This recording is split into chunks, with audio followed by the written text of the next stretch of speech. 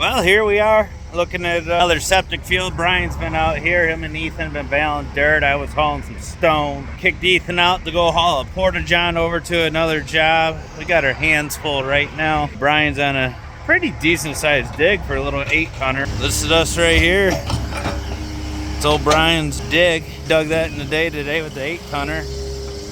Between that and the skid steer, a little combination, they made a pretty great team, pretty good progress. So we're down to sand here, and at the end of the day, we got the road here. We're going to back the gravel trains in, dump all our sand. I was having Brian dig it. Thankfully he paid attention. There's a bank of AT&T going through there, like 9 lines of fiber or something.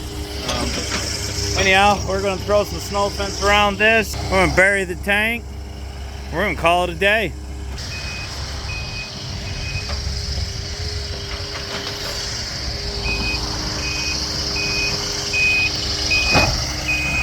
Where's our light? Huh?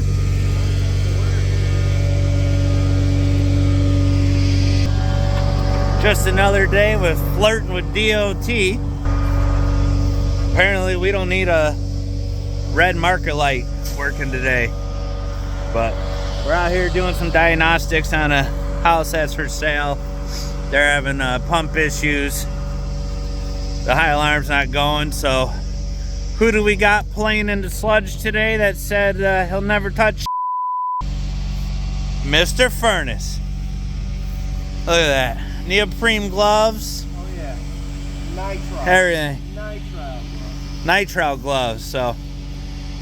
Rick, I think, updated you guys this morning on the tank pump out and the diagnosis on that float. That was a pretty straightforward deal, which is always nice. But now we are back to the septic job we were on. We got a bunch of rain over the last 2 days, and so spent a lot of time peeling all of the nasty snot off. That's what all that is over there. We got some more of it over here. And then we had 5 train loads of sand dropped, and so I have been getting those moved into the hole and then getting it roughly level.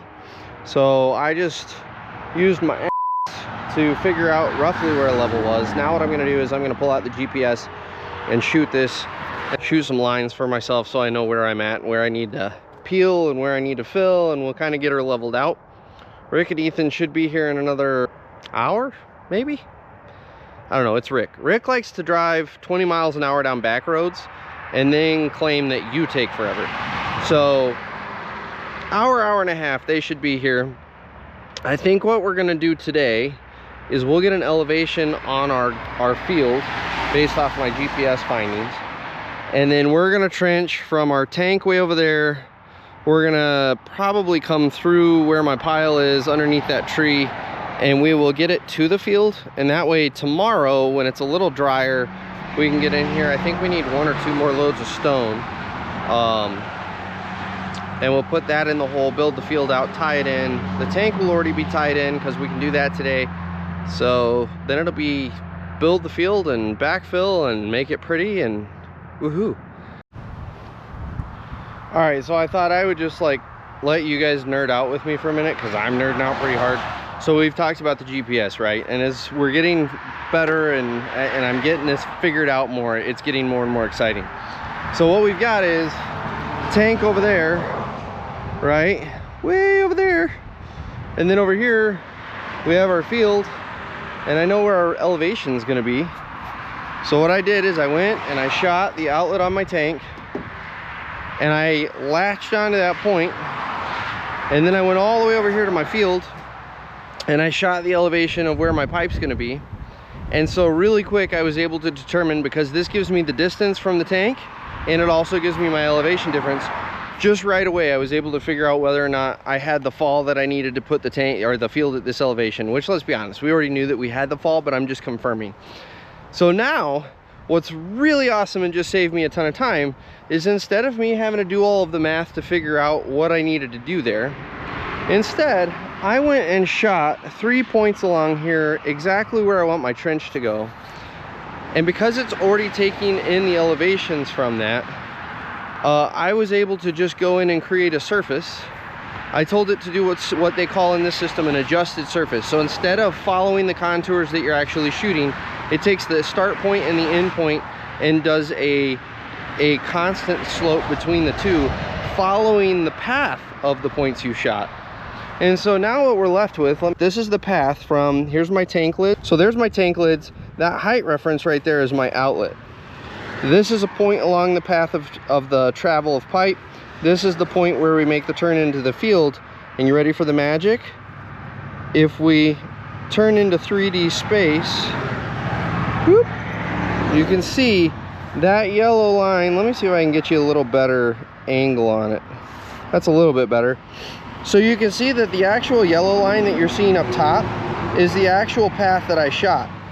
But we've got, if I rotate it, see, the working in 3D space is a little difficult. If I can get it, stay there. There we go.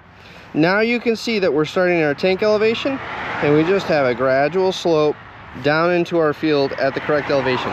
That took all of that math, all of the messing with the laser and grade rod and walking around and adjusting down by a tenth or so every 10 feet, whatever our predetermined measurement is. All that's gone. All of the room for error, you know, let's say Ethan was out here doing this by himself, all of the room for error with the math and everything just evaporated. So I guess where I go with this is unit control is giving this system out for under 20,000. That's all I'm gonna say. I'm not gonna dial into an exact price. It's under 20 grand for a rover and base station, which, yes, I know that's still a lot of money, but where I go is with the capabilities that gives us out here on the job to take on GPS jobs now. Easily we will pay for that system within the next 6 months. It will be paid off. But what you don't think about as a contractor, because you're not used to using GPS on these small jobs, is the amount of time savings and error proofing that you get using a system like this, because it takes care of it all for you. Once you learn how to use the system, it is so simple to do what I just did. And I'm genuinely smiling and giggling right now because I'm nerding out, because it's just, that saved me so much time.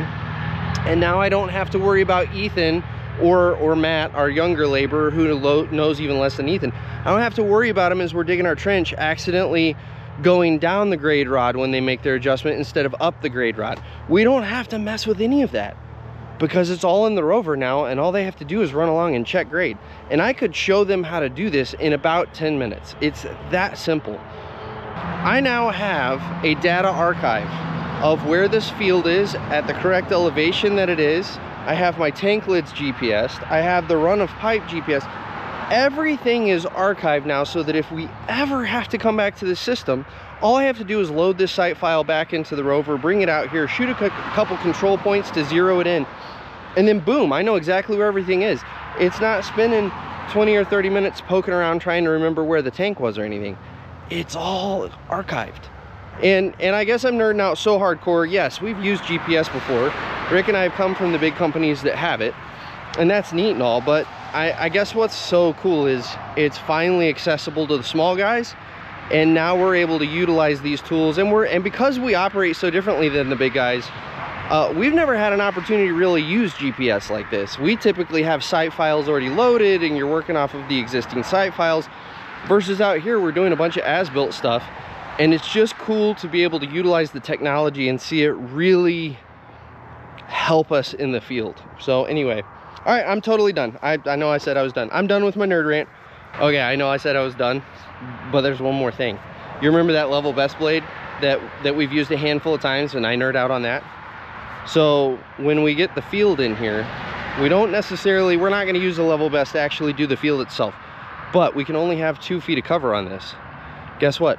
No more guesswork on that either, because we're going to bring the level best blade out when we go to backfill this, and I can cut this down and know exactly where 2 feet is, and through a quick 30-second adjustment of a couple points that I shoot after we get our field in, which I'll try to remember to show you guys that, but it's super quick. When I go in and to create my surface, I can take 2 points and I can raise them up a little bit, I can take 2 points and lower them down a little bit, so I can put a pitch on our surface. And then we don't have to question how deep our cover is, if we're getting too shallow or too deep. I know exactly where it is, because the level best blade is going to take care of it. And for the finished grade, I can throw Ethan in that machine and tell him push a button, and he can go do it. So I'm officially done. I'm officially done with my rant. So, I offered to help dig, right? Yeah. Okay, for the record, why was I unable to dig, Ethan? Because Ethan didn't bring 2 shovels. So for the record, for as much shit I catch on this channel for not helping dig, this is what happens. This is what happens. Every time I try to help, there's just only 1 shovel. Look at that. Look at that. Ethan is the man. Except Ethan had 1 job back here, and it was to guide me in so I didn't hit the sewer pipe. What happened? You hit the sewer pipe. I hit the sewer pipe.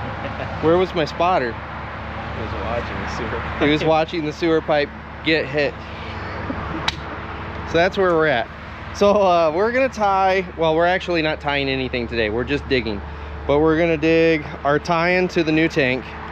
We are going around the old tank because we're gonna collapse that, and there's no way we're gonna get any sort of reliable compaction. So we're gonna tie on back here. Tomorrow we will tie on with pipe, take it down into the tank. As you can see back there, we have already dug our tank to the field. In fact, you know what? Let's just go on a quick walkabout and we'll show you guys what we got here. This lovely, lovely trench. My goodness, look at that. It's almost like we knew what we're doing. I say that, we look like we know what we're doing on this portion until we, you know, go hit the sewer pipe coming out of the house, and, you know, Ethan only brings 1 shovel, and Rick is at another meeting. You know, there's a lot of unprofessional things, like that, you know, unprofessional going on while we're talking about how professional we are. But check out that field, isn't that nice? Look at that. It's just lovely. We're gonna get this dug in. We're gonna come down here to the field after we get that all dug. And by the way, the whole reason we're digging that in is that machine has to pull off of here for a perk test tomorrow. So our goal today was just get all the excavator work done so it can go.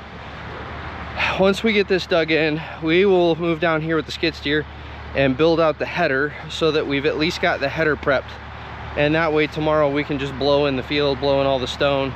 We ought to be able to get the field all built tomorrow, the tank hooked up, so everything should be, in fact, I already told the homeowner, tomorrow they should be live. They should be able to use their house as normal. And then the following day we will come back and we will move a bunch of dirt and grade it out and make it look pretty, and Ethan will probably get some skid steer time. I don't know. Who knows what the day will hold. Are you excited? What was that? Yeah, that's true. All we know is Rick will be at a meeting. Rick's looking at an excavator right now. CX 145 DSR. Sounds like you're just making shit up when you start saying that. But yeah, that's what we're looking at. We might be adding a new machine to the inventory here. We've been talking about it for a while, and the time is ripe to pull the trigger. So Rick might come home with a new excavator. We'll see. Morning, everyone. We are back on the septic. It's just me, and we got little man on the job today. We're getting the machines warmed up because it is flipping cold here in Michigan. Fall is officially here. I think our feels like temperature is like 37 right now. What do you think about the cold? It's not good. Yeah, it's not good. So we're gonna let the machines warm up for a minute here while we get our GPS set up. Then I'll take little man down into the hole. We'll start laying out some pipe, start bringing some stone down in here.